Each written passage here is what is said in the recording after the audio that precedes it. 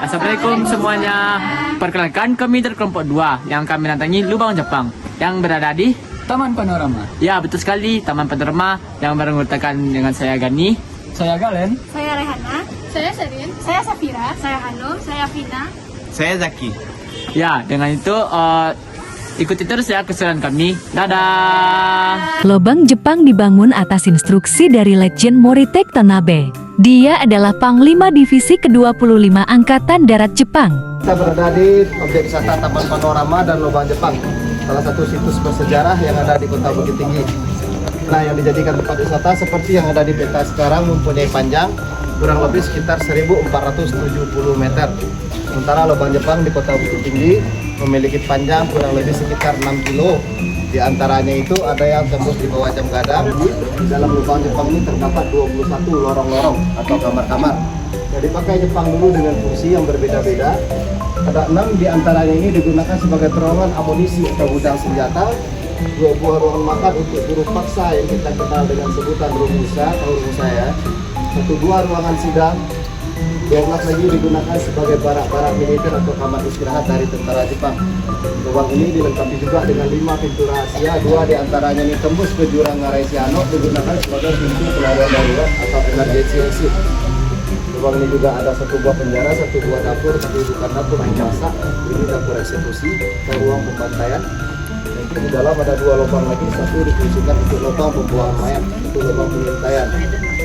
Jadi pintu penyergapan untuk orang lokal. Sebelah sana juga ada 1 lubang lagi. Sekarang ini digunakan sebagai tanda. Sebenarnya dari sini sampai ke atas lubang Jepang ini nggak asli lagi diameternya. Karena dulu aslinya dari sini sampai ke atas itu hanya sebesar lingkaran ban mobil dan dipergunakan Jepang hanya untuk pintu pengintaian ke pusat kota.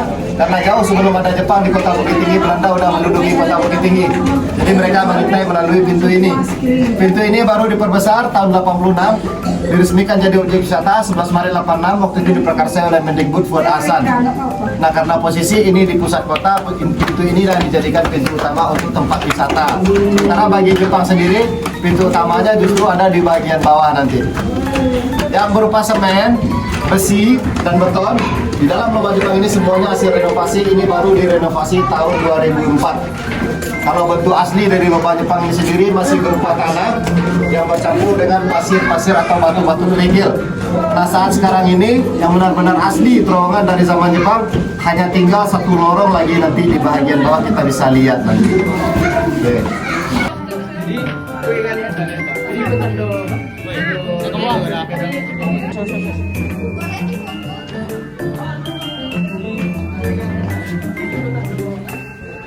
Jepang nanti akan ada lubang-lubang seperti ini terus atau celah-celah seperti ini. Ini ada gunanya sama Jepang. Ini fungsinya untuk peredam suara kita di dalam sini supaya suara kita tidak bergema. Karena dulu ketika Jepang menyiksa buruh paksa atau rumusa tadi, teriakan, tangisan dan tembakan itu nggak akan didengar sampai pintu keluar. Jadi untuk mencegah suara-suara atau bunyi-bunyian itu sampai keluar, kiri kanan lubang Jepang ini akan dikorek oleh Jepang setiap 1 meter 1 meternya. Nah, sekarang untuk membuktikannya, benar nggak teknologi Jepang yang sesimpel ini aja bisa berpengaruh kepada gelombang suara? Nanti di pintu kita terakhir itu ada 1 terowongan sengaja dihilangkan oleh pemerintah Kota Bukit Tinggi, celahnya ini sepanjang 10 meter. Nanti di sana langsung suara terdengar bergema. Jadi kita bisa buktikan nanti di bawah. Sekarang kita sudah berada di dalam lubang Jepang. Tepatnya posisi kita sekarang 40 meter di bawah tanah. Jadi kenapa lubang ini digali oleh Jepang sedalam 40 meter? Karena lubang ini dirancang dulu untuk persiapan perang Asia Timur Raya. Nah, lubang ini diuji kelayakan oleh Jepang. Lubang ini pun tahan terhadap bom maksimal kekuatan 500 kilo. Jadi seandainya ada ledakan di atas dengan kekuatan 500 kilo, lubang ini nggak runtuh. Nah, tapi sebenarnya posisi kita ini belum di dasar tanah karena ke bawah kita masih ada jurang kurang lebih sedalam 50 meter. Karena yang digali oleh Jepang itu dulu tengah-tengahnya bukit atau perut bukit. Karena memang waktu itu Bukit Tinggi nggak ada dataran rendahnya, kita totalnya perbukitan semua. Jadi tahu ada berapa bukit dulu di Bukit Tinggi yang dijadikan untuk kota? Jadi ada total 8 bukit yang dijadikan Belanda untuk menjadi sebuah kota. Tower tertingginya di Jam Gadang. Makanya kalau adik-adik pasti orang Bukit Tinggi tahu, kebanyakan kampung kita kan dari kata-kata bukit depannya. Ya, depan situ Bukit Cangam, Bukit Apit, Bukit Ambacam, Bukit Bule, jadi banyak bukit-bukit semua. Karena memang begitu dulunya. Nah, untuk kawasan ini sendiri, sebelum namanya Taman Panorama dan Lubang Jepang, ini dinamakan masyarakat lokal Bukit Kubangan Kabau. Karena hanya digunakan untuk tempat memelihara kerbau. Setelah ini dijadikan tempat wisata, baru namanya Taman Panorama dan Lubang Jepang. Nah, jadi posisi kita ini di tengah-tengah di antaranya. Ke atas kita masih ada 40 meter lagi, ke bawah kita masih ada jurang sedalam 50 meter lagi. Dalam 29 meter lagi, nanti di sebelah sana ada jalan lagi. Jadi Lubang Jepang ini semuanya 2 jalur, nggak ada jalan buntu, nggak ada mentok. Jadi kayak labirin, lubang satu sama lain saling tembus semua. Nah, kalau dulu kita masuk ke sini bingung cari jalan keluar karena penerangannya nggak sebagus sekarang.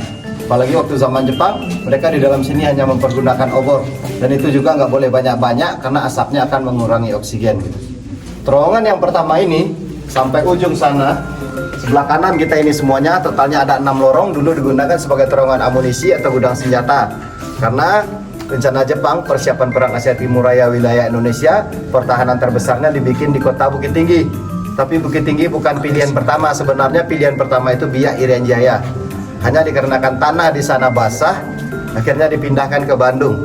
Di Bandung pun sekarang dijadikan tempat wisata namanya Goa Pakar, tapi di sana cuma 250 meter karena tanahnya nggak kuat.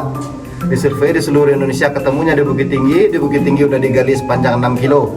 Kalau dari rencana Jepang, dari arsipnya yang ditemukan, lubang ini mau digali kurang lebih sepanjang 130 kilo, ujung terakhirnya di Pelabuhan Teluk Bayur Padang. Udah pernah ke Padang? Nah, ujung terakhirnya di Pelabuhan Teluk Bayur Padang itu. Nah, sekarang ini kan baru-baru ini ada ditemukan lubang di Kota Padang, di dekat Gunung Pengilun. Nah, sekarang lagi dikaji oleh pakar sejarah kita, apakah itu lubang Jepang?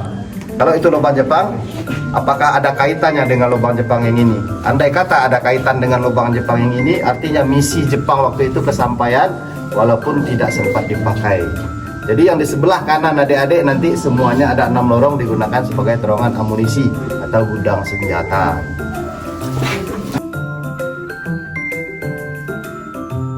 Jadi kalau sekutu yang nyerang ke sini paling tidak sekutu harus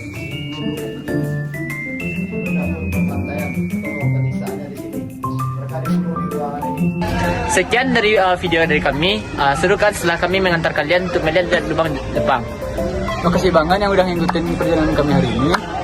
Semoga perjalanan kami dapat memberi manfaat untuk kalian. Jangan lupa like, comment, and subscribe ya. Dadah.